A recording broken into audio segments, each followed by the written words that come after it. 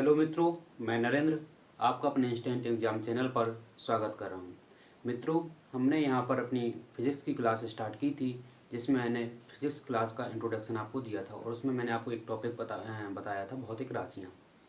उसी क्लास को हम कंटिन्यू करते हुए हम फिजिक्स को अब यहाँ से चैप्टर बाई चैप्टर कर सॉल्व करेंगे और उससे बनने वाले जितने भी न्यूमेरिकल्स हैं वो न्यूमेरिकल्स को भी हम सॉल्व करेंगे। क्लियर है ना? तो आप थोड़ा संयम रखें और हमारे साथ में जुड़े रहें। हम आपको फिजिक्स का लेवल बहुत जीरो से लेकर के बहुत टॉपर तक ले जाने की कोशिश करेंगे। यदि आप हमारी ऑफलाइन क्लास ज्वाइन करना चाहते हैं तो प्रयास निःशुल्क कोचिंग सागर, वहाँ पर हमारी ऑफलाइन क्लास लगती है, वो भी पूर्णतः निःशुल्क रखती है और यहाँ पर भी हम आपको निःशुल्क पढ़ाते हैं। हमारा मानना है कि शिक्षा का व्यवसायीकरण नहीं होना चाहिए, इसलिए जितना हो सकता है आप लोगों को निःशुल्क देना चाहिए। ठीक है ना? तो आइए मैं अपनी क्लास को स्टार्ट करता हूँ। आपको क्लास कैसी लगती है इसका रिव्यू जरूर हमें दें। Thank you so.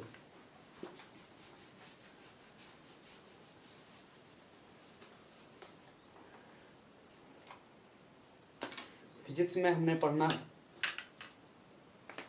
हम पढ़ रहे थे भौतिक विज्ञान। क्या पढ़ रहे थे? भौतिक विज्ञान। भौतिक विज्ञान में हमने जो पहला चैप्टर स्टार्ट किया था वो किया था भौतिक राशियों से। क्लियर है ना? तो उस चैप्टर को मैं स्टार्ट करके कंप्लीट कर दूंगा। अभी हम जो टॉपिक स्टार्ट कर रहे हैं वो है हमारा गति। आपको मैं इतना स्लो पढ़ाऊंगा कि आप नोट्स भी साथ में बनाते चलेंगे। यदि आप नोट्स बना रहे हैं तो एक बार मुझे कमेंट्स करके बता दें, तो मैं उसी स्पीड को लेकर के मेंटेन करूंगा। हम लोग स्टार्ट करने वाले हैं मोशन गति। क्लियर हो गया ना? हम लोग क्या स्टार्ट करने वाले हैं? गति वाले टॉपिक को स्टार्ट करने वाले हैं।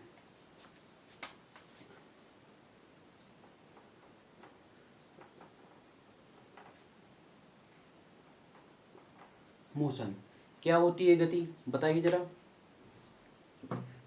यदि कोई पिंड या वस्तु, यदि कोई वस्तु, देखो इसकी परिभाषा लिख लिया आप लोग। यदि कोई वस्तु, ऑब्जेक्ट, कोई वस्तु, कोई पिंड या कोई व्यक्ति की स्थिति में, व्यक्ति की स्थिति में समय के साथ, स्थिति में समय के साथ परिवर्तन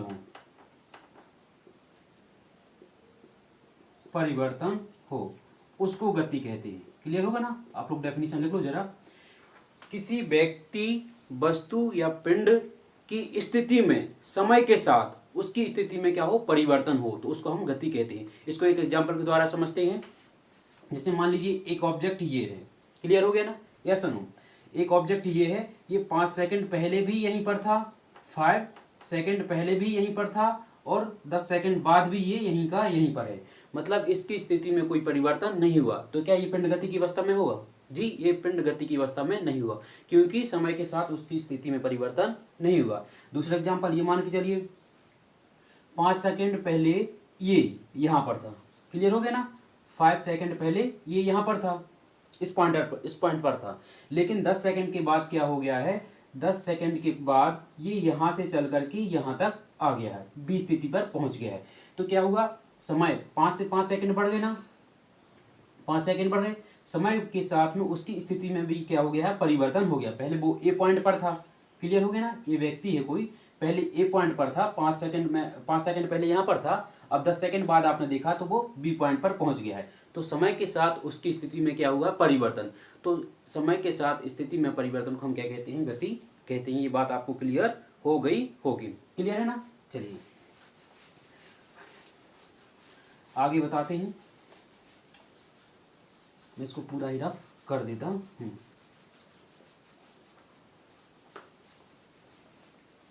आपको क्लास कैसी लग रही है कमेंट करके हमें जरूर बताइएगा। क्लियर हो गया ना? गति कैसी होती है? सापेक्ष गति होती है।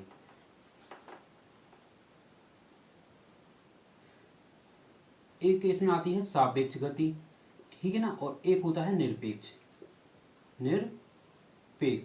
क्लियर ना? तो गति हमेशा कैसी होती है? सापेक्ष होती है, रिलेटिव होती गति। मतलब हमें यदि मोशन को पढ़ना पड़ेगा ना, हमें एक रेफरेंस पॉइंट मानना पड़ेगा। जैसे मैंने आपको बताया था पहले, अजय यहाँ पर था। क्लियर है ना? 5 सेकंड पहले मैं किसी भी पर्सन का नाम ले रहा हूँ, जैसे 5 सेकंड पहले अजय यहाँ पर था, क्लियर हो गया ना। लेकिन 5-15-10 सेकंड के बाद जब आपने देखा तो अजय आपको बी पॉइंट पर मिल गया। तो समय के साथ उसकी स्थिति में क्या हुआ, परिवर्तन। तो सापेक्ष हो गया ना, सापेक्ष हमने क्या लिया है, समय।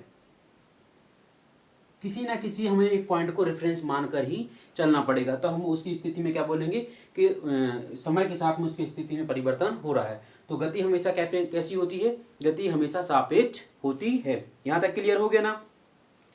अब जैसे मान लीजिए कि एक पॉइंट, हाँ ये है और एक पर्सन बी है, क्लियर हो गया ना। इसकी स्पीड मान लीजिए आप 10 मीटर पर सेकंड और इसकी स्पीड मान लो 10 मीटर पर सेकंड। इनका कोई स्थान मान लो आप, ठीक है ना। ये पर्सन हो गए, इनका आप स्थान मान लीजिए, ये है सागर और ये भी सागर से चल रहे हैं। दोनों ने यहां से क्या किया, एक ही स्पीड से, ए पर्सन भी 10 मीटर पर सेकंड की स्पीड से चल रहा है, बी भी 10 मीटर पर सेकंड की स्पीड से चल रहा है। ये दोनों चल रहे हैं, यहाँ से चलना मान लीजिए यहाँ पर आ गए हैं, क्लियर हो गया ना। ये भी इस पॉइंट पर आ गए हैं, ये इसका पॉइंट मान लीजिए आप सी, उसका पॉइंट मान लीजिए डी। तो क्या ये एक दूसरे के सापेक्ष गति की अवस्था में है, जी नहीं, एक दूसरे के सापेक्ष गति की अवस्था में नहीं है, क्योंकि जितनी स्पीड डिस्टेंस ये ट्रेवल करेगा उतनी डिस्टेंस ये ट्रेवल करेगा। यदि एक दूसरे का पूछा जाए तो एक दूसरे के सापेक्ष ये गति की अवस्था में नहीं है। लेकिन जब इनका ये रेफरेंस पॉइंट इस सागर माना जाएगा कि सागर से इन्हें कितनी डिस्टेंस ट्रेवल कर ली, तब हम बोलेंगे कि ये क्या है, गति की अवस्था में है। एक बार फिर से समझना, यदि पूछा जाएगा कि सागर से कितनी डिस्टेंस ट्रेवल की है, तो हम बोलेंगे कि गतिशील अवस्था में, क्योंकि समय के साथ इनकी स्थिति में क्या हुआ है, परिवर्तन हुआ है, तो गति की अवस्था में। लेकिन जब रेफरेंस पॉइंट दोनों का मान लिया है, ए और बी, देखो 10 सेकंड बाद भी ये यहाँ पर है और 10 सेकंड के बाद भी ये यहाँ पर है, मतलब इन दोनों की स्थिति में परिवर्तन नहीं हुआ। जितना आगे जाएंगे ये भी उतना आगे जाएगा और ये भी उतना आगे जाएगा, क्योंकि इन दोनों की स्पीड क्या है, बराबर है। तो एक दूसरे की, यदि हम इन दोनों का रेफरेंस मानते हैं तो ये गति की अवस्था में नहीं है। लेकिन जब इसका रेफरेंस मानेंगे, हम समय का रेफरेंस मानेंगे, इससे रिलेटिव करेंगे, तो ये दोनों क्या हो जाएंगे, गति की अवस्था में हो जाएंगे। क्लियर हो गया, आई होप आपको समझ में आ गया होगा। क्लियर है ना, ये बात थी। चलिए मैं आपको दूसरी बात बताता हूँ।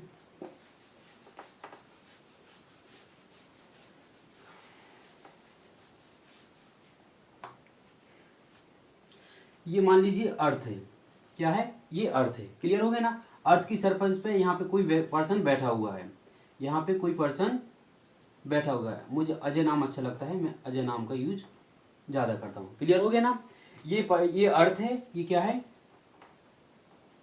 ये अर्थ हो गए।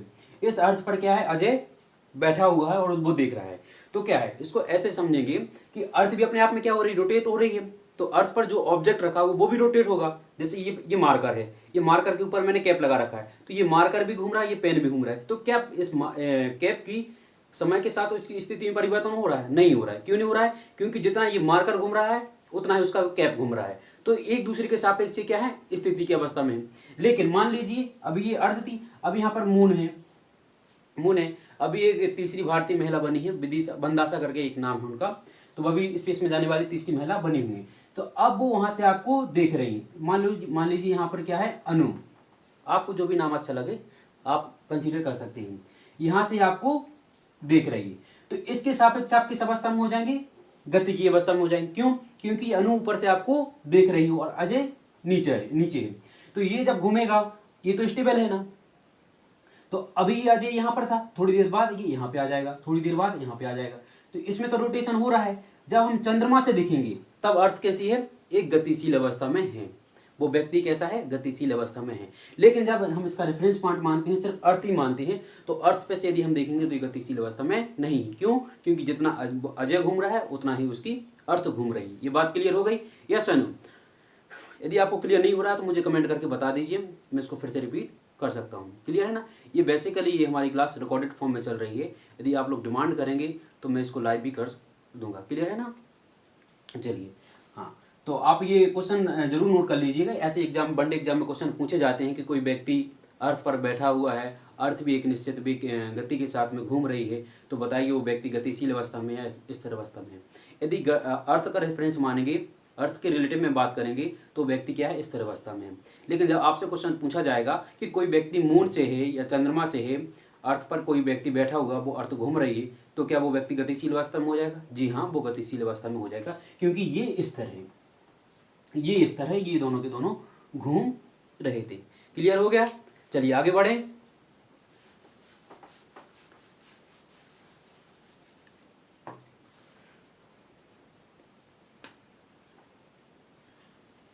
यदि हम बात करते हैं गति के प्रकार की बात करते हैं, गति कितने प्रकार की होती है? तो गति होती है, यदि हम इसको देखो टाइप्स के आधार पर पढ़ेंगे, पूरी के पूरी आपके क्वेश्चन सॉल्व हो जाएंगे। तो गति होती है 3 प्रकार की। पहला होता है दिशा के आधार पर गति, दिशा के आधार पर। दूसरा होता है समय के आधार पर, समय के आधार पर गति के प्रकार। और जो तीसरा इसी में आता है वो कहलाता है पथ के आधार पर गति के प्रकार।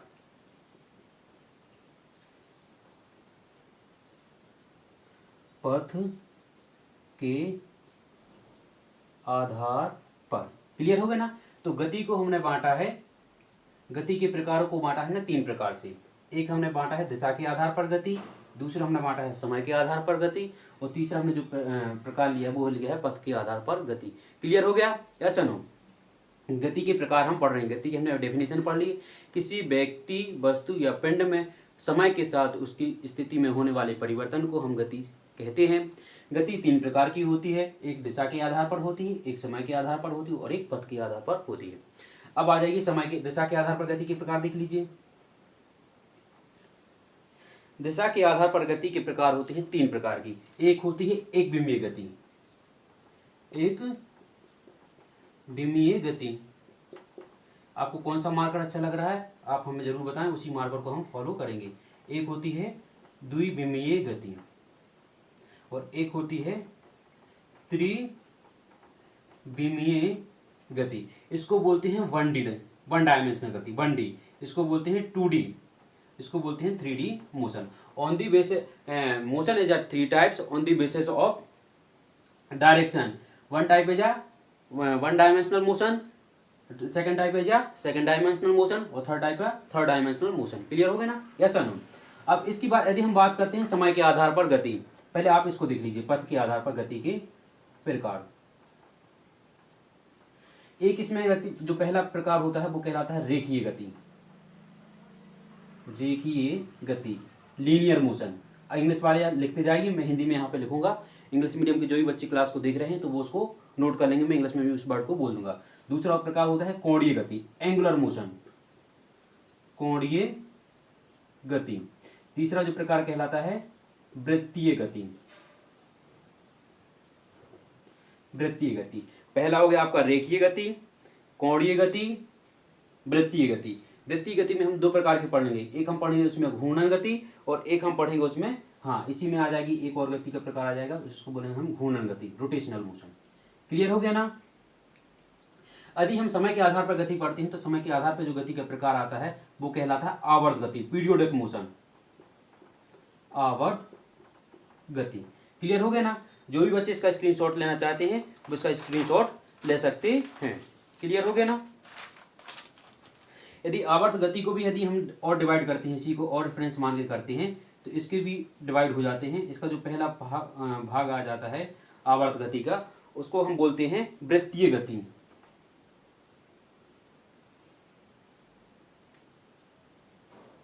वृत्तीय गति। इसी में जो सेकंड टाइप आ जाता है इसका, इसको मैं ऐसे नोट कर देता हूं, फ्लो चार्ट बना रहा हूं, फ्लो चार्ट बना के आपको ज्यादा रेफरेंस समझ में आ जाता है। एक हो गया वृत्तीय गति, सर्कुलर मोशन। दूसरा टाइप आ जाता है उसको बोलते हैं हम घूर्णन गति। क्या है? लिख लो आप लोग, दूसरा टाइप घूर्णन गति, घूर्णन गति। और इसी का एक तीसरा टाइप है, तीसरा टाइप को बोलते हैं दोलन गति,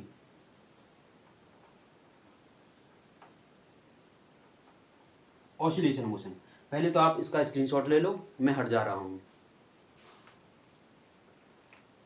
चलो इसको एक बार बारी बारी से हम एक्सप्लेन करने की कोशिश करते हैं। सबसे पहले हमने पढ़ा था गति की परिभाषा। गति की परिभाषा पढ़ने के बाद में हमने पढ़ा गति के प्रकार। गति के 3 प्रकार होते हैं, एक दिशा के आधार पर गति होती है, एक समय के आधार पर गति होती है, और एक होता है पथ के आधार पर गति के प्रकार। हमने पढ़ा पहले दिशा के आधार पर गति। दिशा के आधार पर होती है गति, 3 प्रकार की होती है। एक विमीय गति होती है, जब गति सिर्फ एक डायरेक्शन में हो, ठीक है ना, उसका एक ही रास्ता हो, उसको हम ऋजु रेखीय गति भी कहते हैं। अभी मैं बहुत डीपली इसको आपको पढ़ाऊंगा, जितने भी इससे क्वेश्चन बनने वाले हैं पूरे के पूरे क्वेश्चन भी आपको सॉल्व कराएंगे। क्लियर हो गया ना। दूसरा जो प्रकार होता है उससे हम बोलते हैं द्विविमीय गति, उसको बोलते हैं हम सेकंड डायमेंशनल 2D मोशन भी बोलते हैं। और तीसरा जिसका प्रकार होता है वो त्रिविमीय गति होती है, इसकी 3 डायरेक्शन होती है, वो किसी भी डायरेक्शन में जा सकता है। फिर हमने पढ़ा समय के आधार पर गति। समय के आधार पर मतलब वो समय के आधार पर या तो वो ऐसे ऐसा होता रहेगा, ऑसिलेशन मोशन आ जाएगा, तो उसमें हम पढ़ेंगे वृत्तीय गति, घूर्णन गति और दोलन गति। इसमें हम टाइम का रेफरेंस लेकर चलेंगे। फिर हम पढ़ेंगे पथ के आधार पर गति। पथ के आधार पर गति होती है रेखीय गति, एकदम सीधी गति जाती है, वो रेखीय गति कहलाती है। फिर हम पढ़ेंगे कोणीय गति, जो किसी पर्टिकुलर एंगल से मोशन होता है वो कोणीय गति में हम पढ़ेंगे। फिर वृत्तीय गति, एक एक्सेस पॉइंट मान लेंगे और इसके चारों ओर जब गति हो जाएगी तो उसको हम वृत्तीय गति बोलेंगे। फिर आ जाएगा घूर्णन गति, मतलब जैसे ये पेन है, मार्कर है, अपनी दिशा में घूमने लगे तो उसको हम घूर्णन गति करेंगे। ये मैंने आपको सिर्फ इंट्रोडक्शन दिया है मोशन का, हर टॉपिक को हम बहुत डीपली से पढ़ेंगे, जितने भी न्यूमेरिकल्स बनेंगे पूरी की पूरी सॉल्व करने की कोशिश करेंगे। क्लियर है ना। एक बार और आपको स्क्रीनशॉट लेना है, यदि नहीं लिया है तो आप स्क्रीनशॉट ले सकते हैं। चलो मैं इसको रफ करके अब मैं आपको दिशा के आधार पर गति प्रकार पढ़ाता हूं।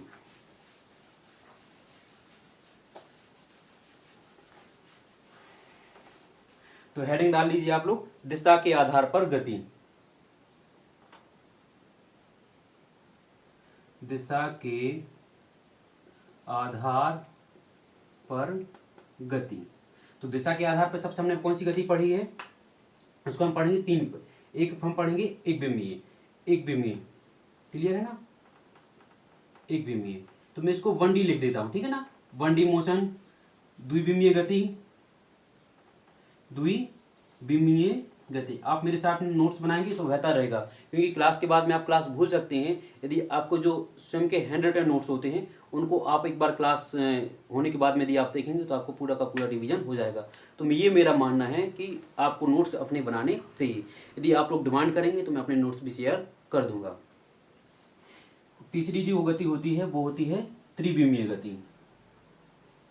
त्रिविमीय गति, क्लियर हो गया ना। ये हम पढ़ रहे हैं गति के प्रकार पढ़ रहे हैं, दिशा के आधार पर गति के प्रकार। दिशा के आधार पर गति कितने प्रकार होती है, 3 प्रकार होती हैं। अब हम बात करते हैं एक विमीय गति की। तो एक विमीय गति क्या होती है, ये सीधी होती है, मतलब ये कैसी होती है, सीधी गति होती है, ये सीधी रेखा पर गति होती है। तो इसको हम मान सकते हैं, जैसे आपने देखा होगा जो मशीन होती है, कपड़े सिलाई वाली मशीन होती है, उसमें जो निडल लगी रहती है, उस निडल की एक मोशन होती है वो सीधे ऊपर नीचे करती रहती है। उसकी गति क्या होती है, फिक्स होती है, डायरेक्शन फिक्स होती है। कभी ऐसा नहीं देखा होगा कि अभी वो ऐसे चल रही थी पर वो ऐसे मुड़ के ऐसे चलने लगी बगल में, ऐसा नहीं होता है। तो इसी में आ जाता है आपका पिस्टन की गति भी एकदम फिक्स होती है, ऊपर नीचे ही होती है। तो वो ये एक विमीय गति कैसी होती है, सीधी रेखा में गति होती है। इसके एग्जांपल भी हम आपको सॉल्व कराएंगे। क्लियर हो गया ना। तो ये सीधी रेखा पर गति होती है, इसी को हम बोलते हैं ऋजु रेखीय गति। ऋजु कोण देखा होगा आपने, इसी को हम क्या कहते हैं, ऋजु रेखीय गति भी कहते हैं। ऋजु ऐसा आपने एंगल देखा होगा ना, तो ये सीधी वाली गति होती है, वो ऋजु रेखीय गति कहलाती है। क्लियर हो गया ना। ये बिना मोड़े हुए होती है। ये कैसी होती है, इसमें कोई मोड़ नहीं होता है, बिना मोड़े हुई गति होती है, बिना मोड़े हुई होती है। अभी आप मेरे साथ में लिखें, मैं आपको पूरी बहुत अच्छी तरीके से इसकी अंडरस्टैंडिंग करा दूंगा। क्लियर हो गया ना। तो इसकी एग्जांपल जरा नोट करो, आपको समझ में आ गया होगा। तो इसकी एग्जांपल नोट करो। इसकी एग्जांपल हो जाएगा, एक तो हो जाएगा पिस्टन की गति, पिस्टन की गति। मैंने आपको बताया है, जो भी आपने हाइड्रोलिक मशीन देखी होगी, जैसे क्रेन मशीन देखी होगी, तो उसमें पिस्टन लगा रहता है, तो उसकी डायरेक्शन क्या होती है, हमेशा फिक्स होती है। क्लियर हो गया ना। तो पिस्टन की गति। दूसरे एग्जांपल में आप लिखो, दूसरे एग्जांपल में आ जाएगा सिलाई मशीन की गति। सिलाई मशीन में जो सुई लगी रहती ना, सुई की गति, सुई की गति। क्लियर हो गया ना। पिस्टन की गति, सिलाई मशीन की गति, यहां तक क्लियर हो गया ना। चलिए अब हम आपको बताते हैं 2D मोशन। मतलब इसकी एक डायरेक्शन होती है, वो तो या x डायरेक्शन में जाएगा या y या फिर z डायरेक्शन। गति की 3 डायरेक्शन होती हैं, क्लियर है ना। मैं आपको आगे यहाँ पे बता देता हूँ। गति की 3 डायरेक्शन होती हैं, ये रेफरेंस पॉइंट मानते हैं। ये होता है एक्स डायरेक्शन, ये वाई डायरेक्शन, और बीच में से आप यहाँ से बना सकती हैं जेड डायरेक्शन। तो ये आपकी पॉजिटिव डायरेक्शन होती है जब ऊपर जाएंगे, ये भी पॉजिटिव डायरेक्शन होती है और ये भी पॉजिटिव डायरेक्शन होती है। इसका रेफरेंस पॉइंट ये इस साइड जब जाएंगे इस मिडल पॉइंट से, तो ये नेगेटिव मोशन होगा, ये वाई नेगेटिव और ये एक्स नेगेटिव, क्लियर है ना। अभी जब इनका यूज होगा तो मैं इनको बहुत अच्छी तरीके से समझा दूंगा। सिर्फ आपको ये समझना था कि या तो एक्स एक्सेस पे जाएगी या वाई एक्सेस या जेड एक्सेस, ये 3 एक्सेस पॉइंट इसके बने हुए हैं।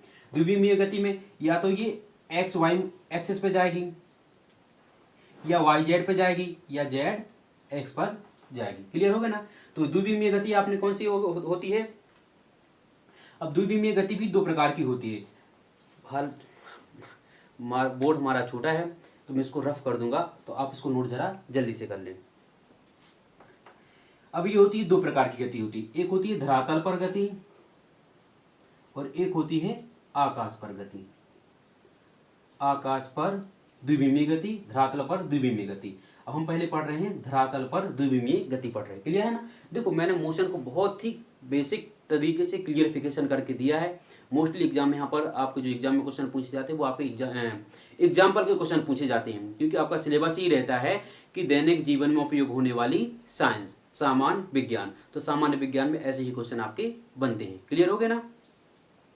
तो यदि हम बात करेंगे धरातल पर गति, तो धरातल पर जो गति होती है उसको हम बोलते हैं जिंग जांग मोशन, या आप इसमें लिख सकते हैं एग्जाम्पल में सांप की गति। सांप की गति, आपने सांप को देखा होगा कभी, क्या सीधा चलती हुई देखा, एकदम सीधा सांप जा रहा है और आके आपके पास आ जाए, नहीं, वो ऐसे ऐसे जाता है, लहराती हुई, बीन बजाती हुई चलती है वो। सांप कैसे चलता है, लहराते हुए जाता है। तो सांप की गति हो जाएगी धरातल पर द्विविमीय गति। हो जाएगी वाहनों की गति, वाहनों की गति। अब वाहनों की गति कैसे, आप जा रहे हैं स्कूटर से, सामने कोई मिल गया है तो आप क्या करेंगे, अपनी गाड़ी को टर्न तो देंगे ना। ऐसा थोड़ी होता है कि आपने घर से निकले और आपको भोपाल जाना तो सीधे बिना मुड़े भोपाल जाएंगे, नहीं, रास्ते में कहीं ना टर्निंग पॉइंट भी आते हैं, तो आपको क्या होना पड़ता है, अपनी गाड़ी को मोड़ना पड़ता है। तो वाहनों की गति कौन सी कहलाती है, द्विविमीय गति कहलाती है। सांप की गति किसकी गति का प्रकार है, द्विविमीय गति का। सांप की गति, वाहनों की गति धरातल पर द्विविमीय गति के प्रकार हैं। यहां तक क्लियर हो गया, यस और नो। चलिए अब हम बताते हैं आपको आकाश में होने वाली द्विविमीय गति के प्रकार, क्लियर है ना। आकाश में होने वाली द्विविमीय गति के प्रकार, तो हम बताते हैं तीर की गति। तीर की गति किसका एग्जाम्पल है, तीर की गति है द्विविमीय गति का प्रकार है जो आकाश में होती है। भाले की गति, भाले की गति, तीर की गति, भाले की गति, और कहलाती है क्रिकेट की बॉल की गति। क्रिकेट के बॉल की गति, बॉल की गति। इसी में एक आपसे पूछा जाता है प्रक्षेप गति। प्रक्षेप गति किस गति के प्रकार हैं, तो ये आपकी हो जाएगी द्विविमीय गति के प्रकार हो जाएंगे, क्लियर है ना।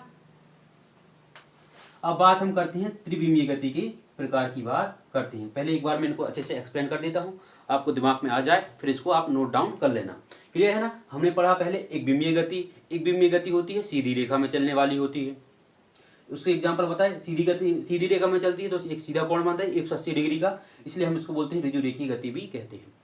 ये बिना मुड़े गति होती है। आप ऐसा पूछा जाएगा कि वाहनों की बिना मुड़े कौन सी गति कहलाएगी, तो वो कहलाएगी एक विमीय गति कहलाएगी। लेकिन मुड़े हुए वाहनों की जो मुड़ी हुई गति होती है वो कहलाती है द्विविमीय गति कहलाती है। एग्जाम्पल हमने देखा, पिस्टन की गति एक विमीय गति का प्रकार है, सिलाई मशीन की गति एक विमीय गति का प्रकार है। फिर हमने देखा द्विविमीय गति। द्विविमीय गति को हमने 2 भागों में पढ़ा था। पहला टाइप है आपका धरातल पर, दूसरा टाइप है आपका आकाश पर गति। जो धरातल पर गति होती है उसके एग्जाम्पल हमने देखा सांप की गति। सांप की गति किस गति का एग्जाम्पल है, एक विमीय, द्विविमीय, त्रिविमीय, तो आप बोलेंगे द्विविमीय गति में, वो भी धरातल पर होती है। बहुत क्लियरिफिकेशन आपको हमारी क्लास में मिलेगा। पूरा का पूरा जो कंटेंट है इसी तरीके से हम आपको प्रोवाइड करेंगे। वाहनों की गति द्विविमीय गति का प्रकार है। अब हमने देखा कि सर आकाश में होने वाली गति के प्रकार बताइए, तो हमने कहा तीर की गति। ये कैसे होता है, यहां से आपने तीर साधा तो क्या है, इसकी डायरेक्शन फिक्स है कि मुझे किस डायरेक्शन में ही जाना है, तो यहाँ से अपना एक कर्व बनाते हुए आकाश में जाता है और जहाँ इसका टारगेट होता है उसके पास में जाता है। तो ये क्या कहलाएगा? तीर की गति, भाले की गति। यहाँ से अपन भाला फेंकते हैं, आपने ज़्यादातर देखा होगा भाला होगा या डिस्कस थ्रो होगा, तो उन चीज़ों को 45 डिग्री के एंगल पे बना के फेंका जाता है। जब आप 45 डिग्री के एंगल पर फेंकते हैं तो वो जितना जितना आपका अच्छा एंगल रहेगा वो उतनी ही दूर जाने की कोशिश करता है। क्लियर हो गया ना? तो ये आकाश में मुड़ता है, उसकी डायरेक्शन फिक्स नहीं होती। आप ये देखना कि उसकी डायरेक्शन ये नहीं कि जैसे यहाँ से मैंने भाला फेंका तो सीधा वहाँ जाके लगे, नहीं, वो आकाश में जाएगा, एक कर्व बनाएगा, फिर कर्व बना करके वो बहुत दूर जाने की कोशिश करता है। नीरज चोपड़ा जी ने 87.58 मीटर भाला फेंका है। 7 अगस्त को फेंका था, इसलिए 7 अगस्त को जेवलिन थ्रो दिवस भी मनाया जाएगा। थोड़ा करंट का क्वेश्चन था, बता दीजिए। गोल्ड मेडलिस्ट जीता है 32वें ओलंपिक में। क्लियर हो गया ना? कहाँ पर हुआ था? जापान की राजधानी टोक्यो में। चलिए अब बात करते हैं भाले की गति। हाँ, क्रिकेट बॉल की गति तो क्या होती है? ऐसा होता है कभी कि यहाँ से क्रिकेट आपने मारा, बीच में बॉल मुड़ के कहीं और चली जाए? नहीं, उसका टारगेट क्या होता है? फिक्स होता है, लेकिन वो कर्व बनाती हुई जाती है। यहाँ से नीचे से जैसे ही आप शॉट मारोगे, तो यदि आप जो भी शॉट मारोगे तो ऊपर जाएगी, फिर ऊपर से वो कर्व बनाते हुए नीचे गिरेगी। क्लियर हो गया ना? तो उसकी वो अपने आप में क्या बनाती है? कर्व बनाती है। उसके दो मोशन हो जाते हैं, एक तो जब वो ऊपर जा रही है, फिर ऊपर से जाने के बाद में वो नीचे गिरती है। क्लियर हो गया ना? तो बताओ मुझे जरा ये बताइए आप कि वो गेंद नीचे क्यों गिर रही? क्यों इसलिए गिर रही है क्योंकि पृथ्वी में पाया जाता है गुरुत्वाकर्षण बल। गुरुत्वाकर्षण बल ने उस गेंद को अपनी ओर खींच लेती है। जब तक गेंद में एनर्जी होती है, वो एनर्जी कहाँ से मिली होती है? आपके ज़्यादा क्वेश्चन कॉम्प्लिकेटेड हो जाएगा, उसको टॉपिक वाइज बताऊंगा। जैसे हमने बैट में हिट किया, हमारी जो ताकत थी बैट से होती है उस बॉल में समा गई। बॉल में जब तक वो ताकत रहेगी ऊपर जाएगी, जैसे उसकी की वो एनर्जी खत्म हो जाएगी तो वहाँ से वो धीरे धीरे नीचे गिर जाएगी। क्लियर हो गया ना? तो ये कहलाती है क्रिकेट बॉल की गति। अभी प्रक्षेप गति क्या कहलाता है? प्रक्षेप गति मैंने आपको बताया है, जो भाला फेंकते हैं ना 45 डिग्री का बना के, ऐसी प्रक्षेप गति। जैसे पत्थर की गति, फेंके गए पत्थर की गति भी द्विविमीय गति का प्रकार है। यहाँ पे लिख लो आप, फेंके गए पत्थर, फेंके गए पत्थर की गति। क्लियर हो गया? अब बताते हैं हम आपको त्रिविमीय गति के प्रकार बताते हैं, त्रिविमीय गति को पढ़ाते हैं। क्लियर हो गया ना? ये कैसी होती है? ये आकाश में होती है, अंतरिक्ष में होती है। सबसे पहले पूछा जाएगा आपसे, आकाश में होने वाली गति का प्रकार है, बताइए। एक विमीय गति, द्विविमीय गति या त्रिविमीय गति? तो आप क्या बताएंगे? त्रिविमीय गति का प्रकार है। आकाश में या अंतरिक्ष में, आकाश में मुक्त गति की बात कर रहे हैं हम,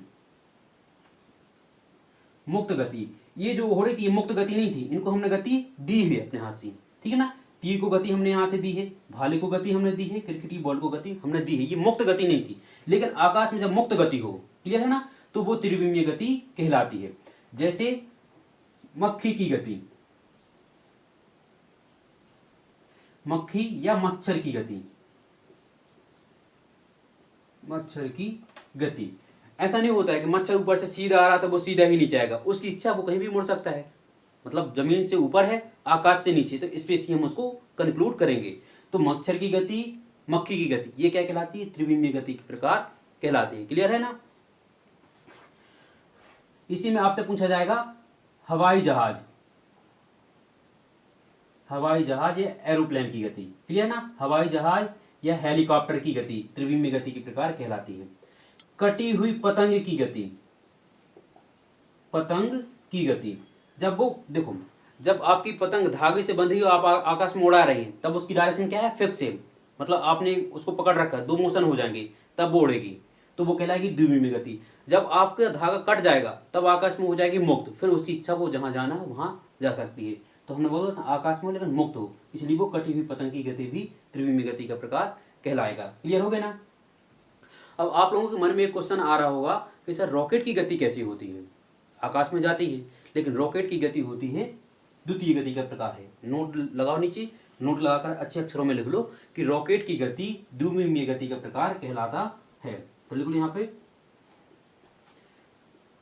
रॉकेट की गति। क्लियर हो गया ना? तो ये थे आपके दिशा के आधार पर गति के प्रकार, जो मैंने आपके सामने एक्सप्लेन कर दिए। क्लियर है ना? आपको क्लास कैसी लग रही है? यदि आपको क्लास अच्छी लग रही है तो उसमें कमेंट करके हमें जरूर बताएं। अच्छी लग रही तो चैनल को सब्सक्राइब कर लें, नहीं लग रही है तो चैनल को सब्सक्राइब मत करें। क्लियर है ना? यदि आपको कंटेंट पसंद आए तभी सब्सक्राइब करें और शेयर करें। क्लियर है ना? तो हमने पढ़ा दिशा के आधार पर गति, एक विमीय गति, द्विविमीय गति और त्रिविमीय गति। इसको मैंने पूरा रिवीजन करा दिया था, मैं इसका रिवीजन करा रहा हूँ। त्रिविमीय गति होती है, आकाश में होती है, अंतरिक्ष में होती है। कैसी होती है? मुक्त गति होती है, इसकी कोई डायरेक्शन फिक्स नहीं होती है। इसके एग्जाम्पल याद रख लो, ये एग्जाम्पल बहुत जरूरी है। एग्जाम में क्वेश्चन जो आएंगे वो एग्जाम्पल के थ्रू ही आएंगे। मक्खी की गति कैसे, किस गति का प्रकार है? त्रिविमीय गति का प्रकार है। हवाई जहाज की गति किस प्रकार की कहलाती है? त्रिविमीय गति कहलाती है। कटी हुई पतंग की गति कैसी कहलाती है? त्रिविमीय गति। यदि बंधी हुई पतंग की गति पूछा जाएगा तो वो आपकी द्विविमीय गति आ जाएगी। द्विविमीय गति में आकाश पर जो गति होती है वो कहलाएगी द्विविमीय गति। रॉकेट की गति किसका एग्जाम्पल है? तो रॉकेट की गति का एग्जाम्पल है, द्विविमीय गति का एग्जाम्पल है। आई होप आपको क्लास समझ में आ रही होगी। क्लियर है ना? चलिए तो इसको रफ करके मैं आगे का टॉपिक बता रहा हूँ।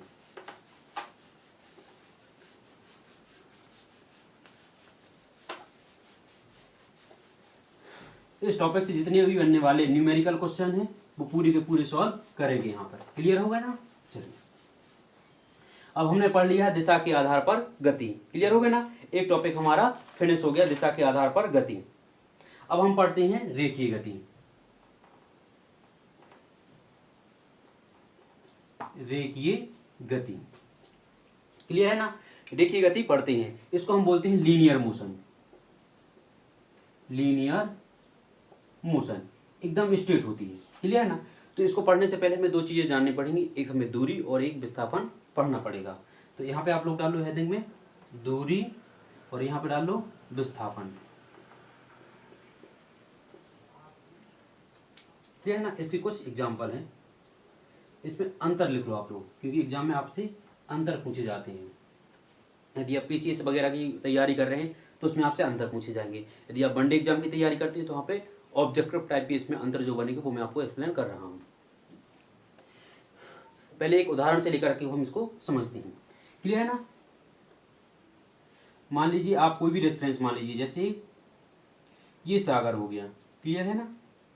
और ये भोपाल है। यहाँ की डिस्टेंस आपको ये पॉइंट बी पॉइंट मान लीजिए। क्लियर है ना? एक ये पॉइंट है और ये बी पॉइंट है। यहाँ के बीच की दूरी है 3 किलोमीटर, 3 किलोमीटर। और बी से सी की डिस्टेंस कितनी है? इसकी है 4 किलोमीटर, 4 किलोमीटर। यहाँ पे आगे सी। क्लियर है ना? तो एक व्यक्ति है वो यहाँ से जाकर के बी तक गया, तो पहले उसने कितनी डिस्टेंस ट्रेवल की? 3 किलोमीटर। फिर 3 किलोमीटर बी से फिर सी के पास में गया, तो उसने कितनी डिस्टेंस ट्रेवल की? 7 किलोमीटर। तो दूरी कितनी हो जाएगी? दूरी कितनी हो जाएगी? दूरी हो जाएगी उसकी 7 किलोमीटर। क्लियर है ना? यदि हम बात करते हैं विस्थापन की, तो विस्थापन क्या कहलाता है? प्रारंभिक बिंदु और अंतिम बिंदु के बीच का जो न्यूनतम दूरी होती है। प्रारंभिक बिंदु और अंतिम बिंदु के बीच की न्यूनतम और कम समय में तय की गई दूरी क्या कहलाती है? विस्थापन। तो यदि हम यहाँ से ए से सीधे हम यहाँ से सी के पास में जाएंगे तो ये क्या कहलाएगा? ये विस्थापन कहलाएगा। ये कितना हो जाएगा? ये 5 हो जाएगा। क्लियर है ना? पाइथागोरस प्रमेय लगती है आपको, मैं बता देता हूँ। कर्ण का स्क्वायर बराबर लंब का स्क्वायर प्लस आधार का स्क्वायर। ठीक है ना? तो ये 25 हो जाएगा और ये 9 हो जाएगा और ये कितना हो जाएगा? ये 16 हो जाएगा। तो यहाँ से 25 करके इसका स्क्वायर आ जाता है। क्लियर है ना? तो ये 25 हो जाता है। पाइथागोरस प्रमेय से आप ये 5 निकाल सकते हैं। क्लियर हो गया ना? चलिए, तो आप लोग इसमें अंतर लिखो जरा। पहला अंतर क्या लिखोगे? एक बिंदु से दूसरे बिंदु के बीच तय की गई कुल पथ की लंबाई। लिखो पहला एग्जाम। एक बिंदु से दूसरी बिंदु तक तय किए गए पथ की कुल लंबाई को हम क्या कहते हैं? दूरी कहते हैं। क्लियर हो ना? एक बिंदु से दूसरे बिंदु तक तय किए गए पथ की कुल लंबाई। एग्जाम्पल आप अपने दिमाग में रखो, ए बी और ये सी, ए से बी और बी से सी। एक बिंदु से दूसरे बिंदु तक तय किए गए कुल पथ की लंबाई क्या कहलाती है? दूरी कहलाती है। अब देखो, एक बिंदु से दूसरे बिंदु तक, एक बिंदु से दूसरे बिंदु तक दो बिंदुओं के बीच सीधी, कैसी? देखो, दो बिंदुओं के बीच, इसको लिखो, दो बिंदुओं के बीच सीधी, कैसी हो? सीधी एवं न्यूनतम दूरी, एवं न्यूनतम दूरी को क्या कहते हैं? विस्थापन कहते हैं। दूरी को विस्थापन कहते हैं। क्लियर हो गया ना पहला अंतर। दूसरा अंतर लिखो, दूरी कौन सी राशि है? दूरी अदिश राशियां हैं। ये लिखो अदिश राशियां, स्केलर क्वांटिटीज, अदिश राशियां हैं। और विस्थापन कैसी राशि है? विस्थापन सदिश राशि है।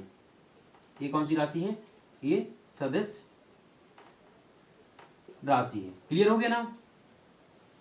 चौथा एग्जांपल देखो, दूरी हमेशा विस्थापन से ज्यादा होती है। यहाँ पे आपने एग्जांपल देख लिया होगा ना, दूरी ये 3 थी और ये 4, विस्थापन 5 था तो 7 होगा ना। तो दूरी हमेशा विस्थापन से ज्यादा होती है। लिख लो, दूरी क्या होती है?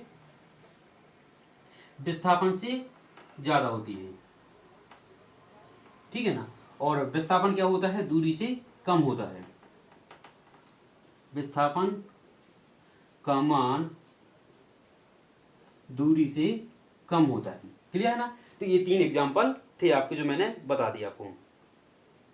दूरी में क्या किया जाता है? दूरी में कुल जो आपके रेफरेंस पॉइंट होते हैं उनको जोड़ा जाता है। क्या किया जाता है? दूरी की गणना कुल दूरी को जोड़कर की जाती है। तो इसका चौथा पॉइंट लिख लो, कुल दूरी को जोड़कर, कुल दूरी को जोड़कर, मतलब यहाँ ए से बी पॉइंट की आप दूरी जोड़ोगे 3 किलोमीटर हो जाएगी, यहाँ से यहाँ तक की जोड़ोगे तो 7 किलोमीटर हो जाएगी ना। तो ये क्या हो जाती है? कुल दूरियों को जोड़ा जाता है, तब हम टोटल दूरी निकाल पाते हैं। विस्थापन में किया जाता है प्रारंभिक एवं अंतिम, प्रारंभिक और अंतिम बिंदुओं के बीच का अंतर लिया जाता है। प्रारंभिक व अंतिम बिंदुओं के बीच अंतर लिया जाता है। क्लियर ना। तो ये आपकी जो दूरी और विस्थापन में बनने वाले जो क्वेश्चन थे वो मैंने आपको यहाँ पर सॉल्व करा दिए हैं। क्लियर है ना। दूरी और हाँ, प्रत्येक दूरी, ठीक है ना। क्या बताया मैंने? प्रत्येक विस्थापन अपने आप में एक दूरी होती है, जबकि प्रत्येक दूरी अपने आप में एक विस्थापन नहीं होती। हेडिंग डाल लो, ऊपर अच्छी तरीके से नोट लगा लो, नोट लगाकर ये पॉइंट लिख लो कि प्रत्येक विस्थापन, क्या कहा मैंने? प्रत्येक विस्थापन अपने आप में एक दूरी होता है। यहां से यहां तक निकाला हमने, विस्थापन है, अपने आप में क्या है? दूरी। लेकिन प्रत्येक दूरी अपने आप में विस्थापन नहीं होती है। ये यहां से यहां गए फिर यहां गए तो ये विस्थापन नहीं कहलाएगा। नोट लगाओ, लिखो, प्रत्येक विस्थापन अपने आप में एक दूरी होती है, जबकि प्रत्येक दूरी अपने आप में एक विस्थापन नहीं होती है। दूरी हमेशा विस्थापन से बड़ी होती है। क्लियर है ना। चलिए, तो ये थे दूरी और विस्थापन में कोई कुछ अंतर थे जो मैंने आपको बता दिए। चलिए, इसका एक मैं आपको न्यूमेरिकल भी सॉल्व करा देता हूं।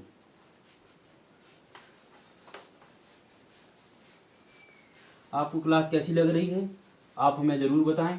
आपके जो मैसेज होते हैं, जो कमेंट्स होते हैं, वो हमें आगे की क्लास बनाने के लिए मोटिवेट करते हैं। क्योंकि यहाँ आप तो नहीं हैं, लेकिन आपकी तन्हाई हमारे साथ में है। आपके जो कमेंट्स होते हैं वही हमारे साथ में होते हैं। क्लियर है ना। तो आपको जैसी भी क्लास लग रही है तो आप कमेंट जरूर करें। तो उससे हमें ये मालूम चलता है कि आप किस लेवल तक हमारी बातों को समझ रहे हैं, या जो हम जानकारी दे रहे हैं वो आप अंडरस्टैंडिंग कर पा रहे हैं, समझ पा रहे हैं या नहीं समझ पा रहे हैं।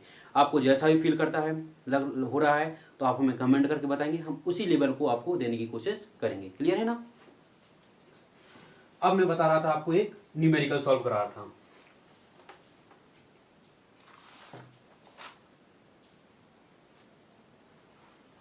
देखो, एक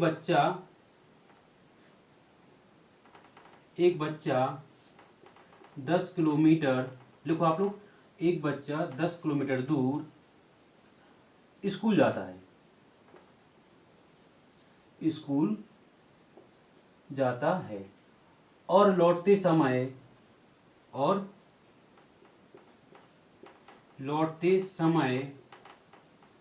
3 किलोमीटर दूरी पर, लौटते समय 3 किलोमीटर की दूरी पर अपने मामा के पास रुक जाता है। तो इसमें से आप बताओ उसने दूरी कितनी ट्रेवल की और उसने विस्थापन कितना ट्रेवल किया है। चलो बताओ, आप लोगों ने यदि दूरी और विस्थापन को अच्छे से पढ़ा होगा तो इसका आंसर आपने निकाल लिया होगा। चलिए मैं आपको बताता हूं। दूरी हम क्या करेंगे, देखो, वो अपने घर से निकला था। एक बच्चा अपने घर से 10 किलोमीटर की दूरी पर स्कूल जाता है और लौटते समय 3 किलोमीटर की दूरी पर अपने मामा के पास में रुक जाता है। तो पहले वो कितना चला है घर से? 10 किलोमीटर। क्लियर हो गया ना? कहाँ से? ये मान लो ये है, यहाँ से पहले वो 10 किलोमीटर चला, यहाँ से ए से बी तक 10 किलोमीटर चला ना, फिर यहाँ से बी से वापस आया यहाँ पे सी के पॉइंट में, तो वो कितनी दूरी पर रुक गया? 3 किलोमीटर की दूरी पर रुक गया। तो टोटल उसकी डिस्टेंस कितनी हो जाएगी? 3 किलोमीटर ये हो जाएगा। तो ये 13 किलोमीटर क्या हो कहलाएगा? ये उसका डिस्टेंस कहलाएगी। टोटल उसने कितनी दूरी ट्रेवल की? 13 किलोमीटर, मतलब मामा के पास में तक जाके रुक गया। यदि हम बात करेंगे विस्थापन की, विस्थापन की, तो देखो हमें क्या करना है, न्यूनतम होनी चाहिए प्रारंभिक और अंतिम बिंदुओं के बीच का न्यूनतम अंतर। क्लियर है ना? तो यहां से पहले यहां तक 10 किलोमीटर गया था ना, फिर वापस 3 किलोमीटर आ गया ना, तो हमें इससे कोई लेना देना नहीं है। विस्थापन में हमें इससे कोई लेना देना नहीं है, हमें सिर्फ ये ए और सी के बीच का डिस्टेंस लेना है। ये कुल कितना है? तो ये कितना हो जाएगा? 10 माइनस 3 बराबर 7 किलोमीटर। तो ये 7 किलोमीटर क्या कहलाएगा? उसका विस्थापन कहलाएगा। क्लियर है ना? आपको समझ में आया होगा। क्लियर है? चलिए दूसरा न्यूमेरिकल सॉल्व करते हैं।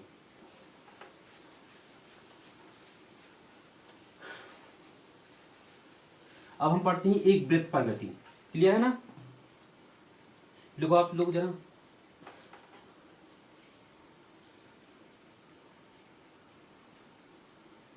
वृत्तीय पथ पर, वृत्तीय पथ पर एक चक्कर लगाने में तय की गई दूरी। वृत्तीय पथ पर एक चक्कर लगाने में तय की गई दूरी, दूरी के साथ में आपको विस्थापन भी निकालना है। क्लियर है ना? तो उन्होंने क्या है, वृत्तीय पथ, यहाँ पे हम एक वृत्तीय पथ बना लेते हैं। क्लियर हो गया ना? यस और नो? यहां से आप रेफरेंस पॉइंट मानिए, ये है, तो ये यहां से चलना स्टार्ट करेगा, यहां से चलना स्टार्ट करेगा और वापस यहाँ पे आ जाएगा। क्लियर है ना? तो इसने कुल दूरी कितनी ट्रेवल की है? तो ये किस पे जा रहा है? ये इसकी परिधि है ना, ये उसका केंद्र कहलाएगा। क्लियर है ना? तो ये परिधि पे चल रहा है, तो परिधि का फॉर्मूला क्या होता है? 2πr। तो यदि एक चक्कर की बात करेंगे हम, एक चक्कर में दूरी, आप यहाँ पे दूरी डालो और बगल में विस्थापन, दूरी और विस्थापन। क्लियर हो गया ना? तो दूरी उसने कितनी ट्रेवल की? यहां से गया और यहां से घूम के वापस इसी पॉइंट पे आ गया, मतलब एक चक्कर लगाया, तो एक 2πr हो जाएगा। कितना हो जाएगा? दूरी 2πr हो जाएगी उसकी। ये 2πr समझ में आया? वृत्त की परिधि का फॉर्मूला होता है 2πr, तो 2πr उसने डिस्टेंस ट्रेवल की। लेकिन विस्थापन क्या किया? देखो यहां से खूब घूम के आया, लेकिन प्रारंभिक और अंतिम बिंदु के बीच का न्यूनतम अंतर क्या है? 0। तो विस्थापन क्या हो जाएगा? पहले चक्कर में 0 हो जाएगा। क्लियर है ना? अब बात कर लो दूसरे चक्कर की। यदि सेकंड चक्कर में उसने कितनी दूरी की? 2 बार चला होगा, तो 2πr जोड़ के 4πr हो गया होगा ना? कितना हो गया होगा ना? 4πr हो जाएगा। फ्री विस्थापन कितना है? 0 है। क्लियर है ना? क्योंकि कितने भी आप उसके चक्कर लगा लो उससे, लेकिन उसका विस्थापन हमेशा क्या कहलाएगा? 0 कहलाएगा। अब तीसरा यदि हम बात करते हैं 2.5 चक्कर में, ठीक है ना? 2.5 चक्कर, दो चक्कर उसने पूरे लगाए और एक आधा चक्कर लगाया, तो 2 पूरे चक्कर लगाए थे, तो 2πr equal to into 2 equal to कितना हो जाएगा? 4πr। क्लियर है ना? यस और नो? और एक और उसने लगाया, तो 1πr और जुड़ गया होगा, तो उसकी डिस्टेंस कितनी हो गई? 5πr। लेकिन अब विस्थापन कितना हो जाएगा? अब विस्थापन उसका कितना हो जाएगा? विस्थापन बताइए जरा मुझे। ये यहां से उसने चलना स्टार्ट किया था, उसका विस्थापन हो जाएगा 2r हो जाएगा। देखो यहां से हाफ, मतलब इसका हाफ क्या हो जाएगा? ये हो जाएगा। तो दो चक्कर तो उसने ऐसे पूरी लगा लिए, एक आधा चक्कर है वो यहां से लगा करके वो यहां तक आया, तो ये कितना हो जाएगा? 1πr ये और 1πr ये, तो टोटल मिलाकर एक चक्कर में कितने होते हैं? 2πr, तो 2πr हो गए। उसने 2 चक्कर लगाए, पहले 2 चक्कर का हो जाएगा 4πr, एक इतना लगाया इसने, तो ये कितना हो जाएगा? πr। क्लियर है? तो 5πr। ये डिस्टेंस समझ में आ गया आपको? अब हमें निकालना है विस्थापन। तो क्या विस्थापन के लिए बताइए, वो ऐसे घूम के जाएगा, यहाँ तक आएगा घूम के? नहीं, वो आएगा यहाँ से सीधा आ जाएगा। क्योंकि न्यूनतम दूरी होनी चाहिए थी। मैंने आपको पहले बताया था प्रारंभिक और अंतिम बिंदुओं के बीच की न्यूनतम दूरी होनी चाहिए। तो ये कहलाती है रेडियस और ये भी रेडियस कहलाती है। तो इन दोनों को जब दो रेडियस जुड़ जाती है उसको हम बोलते हैं डायमीटर, और डायमीटर का फॉर्मूला क्या होता है 2r। तो 2r उसका क्या हो जाएगा, विस्थापन हो जाएगा। एक वृत्तीय पथ पर हाफ चक्कर लगाने में, एक वृत्तीय पथ पर हाफ चक्कर लगाने में जो उसका विस्थापन होता है वो 2r होता है। दूरी कितनी होती है वो दूरी आपको मैंने बता दी। क्लियर है ना। चलो अभी हम पढ़ रहे थे वृत्तीय पथ पर, इसके आंसर सॉल्व कर लिए, इसका भी स्क्रीनशॉट आप ले लो। क्लियर है ना। चलिए अब हम बात करते हैं अर्धवृत्त पर लगाए गए चक्रों में तय की गई दूरी।